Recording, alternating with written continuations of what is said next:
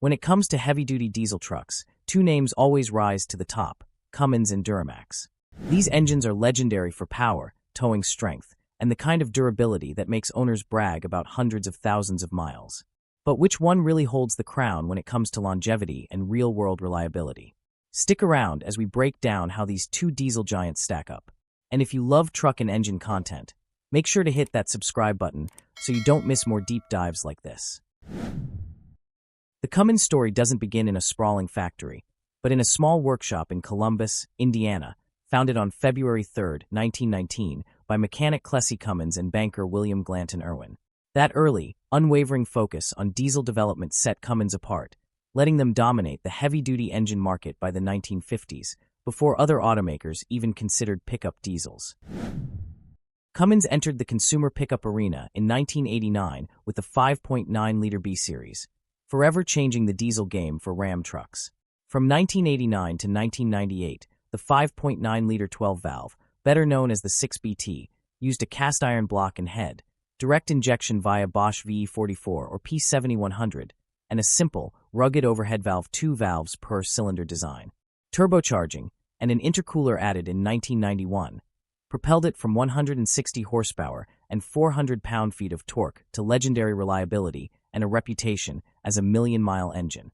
Yet even this workhorse wasn't without its quirks. Owners learned about the notorious killer dowel pin, a small steel pin in the timing case that could vibrate loose and wreak catastrophic damage if left unaddressed.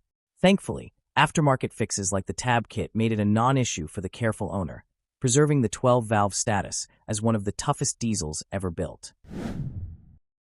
In the second half of 1998, the 5.9-liter shifted to a 24-valve ISB variant, produced through 2007. Still an inline-six with the same displacement and cast-iron construction, it brought 4 valves per cylinder, electronic engine management, and in 2003 adopted Bosch CP3 common rail injection, delivering over 23,000 psi of pressure. That leap unlocked greater power, from around 215 to 325 horsepower and 420 to 610 pound-feet, while improving emissions and efficiency. But with new tech came new headaches. Engines with the VP44 injection pump were prone to failure if the lift pump faltered, leading to stalling or hard starts.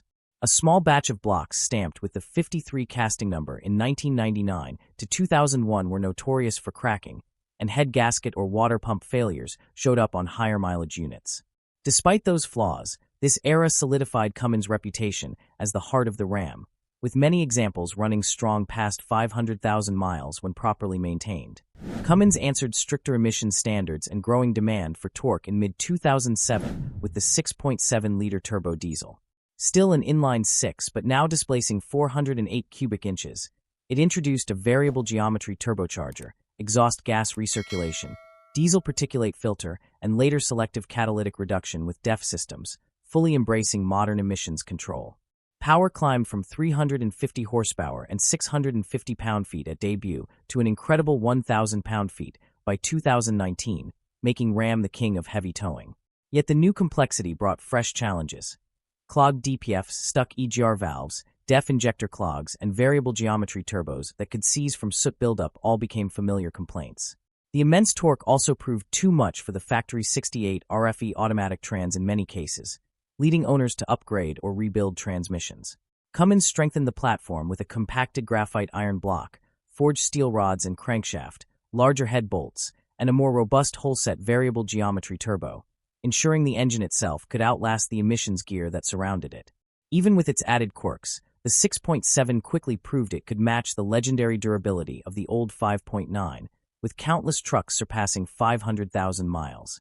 Today's Cummins 6.7-liter turbo diesel continues the tradition, still an inline-six, turbocharged and intercooled with Bosch CP 4.2 high-pressure common rail injection pushing nearly 29,000 psi. It uses a cam-in-block overhead valve train with 4 valves per cylinder, hydraulic lifters, and a cast-iron head, with the block upgraded to compacted graphite iron for even greater strength. For 2025, serviceability and reliability were further improved. The oil filter was relocated for easier access. The fuel filter is no longer mounted underneath. The grid heater was removed in favor of glow plugs, and the injectors have been brought outward for better durability and maintenance. Output depends on trim. Ram 2500 versions deliver around 370 horsepower and 850 pound-feet of torque, while the Ram 3500 high-output option stretches to 420 horsepower and 1,075 pound-feet, paired with the heavy-duty Eisen transmission to handle the load. Max towing now exceeds 37,000 pounds, cementing its dominance in the heavy-duty pickup segment. But even the newest engines face scrutiny. The 2024 emissions settlement revealed Cummins had equipped nearly 1 million Ram trucks with software deemed defeat devices or undisclosed calibrations. The resulting recall, known as 67A, forced Cummins to reflash affected trucks and provide extended emissions warranties, a reminder that even the strongest mechanical design must navigate modern regulatory challenges. Still, owners regularly report 6.7-liter Cummins trucks running past 500,000 miles with proper care, a testament to how the brand continues to balance brute strength with modern demands. General Motors had dabbled in light-duty diesels since the 1950s, but the Duramax story truly began in 2001. Born from D-Max, a joint venture between GM and Isuzu, the Duramax family marked GM's serious leap into the heavy-duty pickup market. Production started at the Moraine, Ohio plant in 1999, and since then millions of Duramax engines have rolled out, powering Silverado and Sierra HD trucks into direct competition with Cummins and Powerstroke. The goal was clear: create a modern, durable, and emissions-ready diesel V8 that could finally put GM on equal footing in the diesel wars. The first generation was the LB7, launched in 2001. It was a 6.6-liter, 32-valve V8 with a cast-iron block and aluminum heads, using Bosch high-pressure common rail injection at a time when Ford and Dodge were still relying on older injection technology. Output started at 235 horsepower and 500 pound-feet of torque, later rising to 300 and 520. The LB7 quickly won fans for power and refinement, but it had a well-known Achilles heel: injector failure. Replacement was costly since the injectors were located under the valve covers, a design that made servicing time-consuming and expensive. So many trucks suffered that GM extended injector warranties to 200,000 miles, one of the largest warranty extensions in pickup history. Despite this flaw, many LB7s are still on the road today thanks to their otherwise stout internals. In 2004, GM introduced the LLY.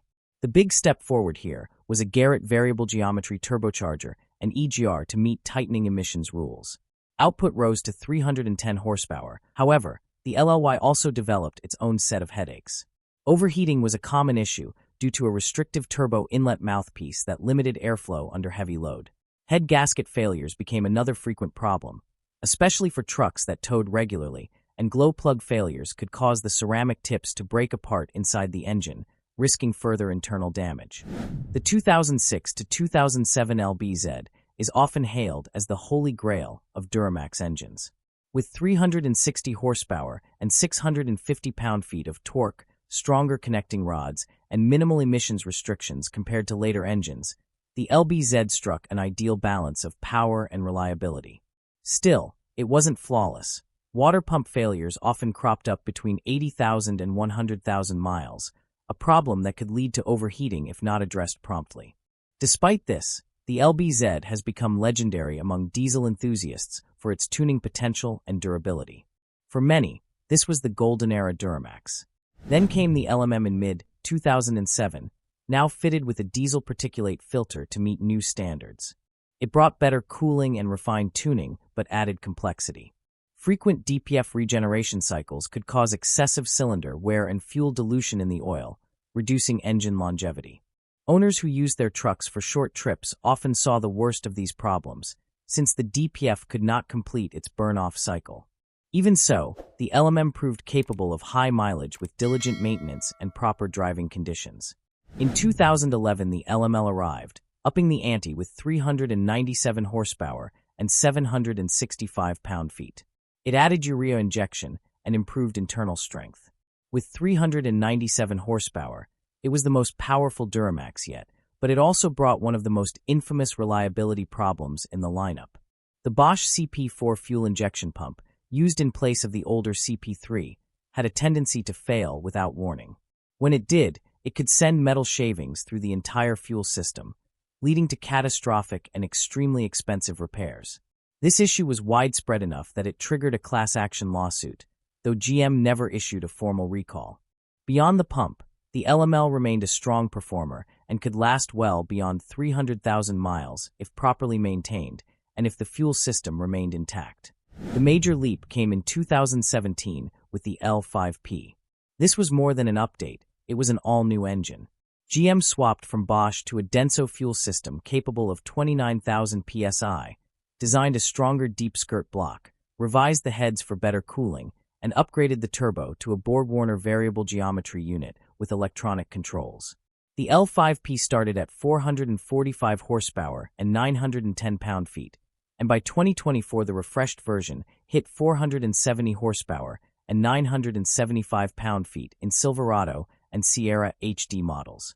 It not only solved the earlier injector issues, but also gave GM the strongest Duramax ever, fully emissions compliant, while rivaling Cummins for torque. Meanwhile, GM expanded the Duramax name with a smaller 3.0-liter inline-six for half-ton trucks, the LM2 in 2019, and the improved LZ0 in 2023. Often nicknamed Baby Duramax, this engine focused on fuel economy and refinement, delivering up to 305 horsepower, 495 pound-feet of torque, and highway ratings north of 30 miles per gallon. Unlike competitors' V6 diesels, GM chose the inherently smoother inline-six design with aluminum block and head, creating one of the most refined light-duty diesels ever offered in the U.S. Current generation L5P and 3.0-liter LZ0 issues largely revolve around sensors, emissions components, and fuel system cleanliness tied to injectors. So which diesel reigns supreme in 2025? The answer depends on the driver.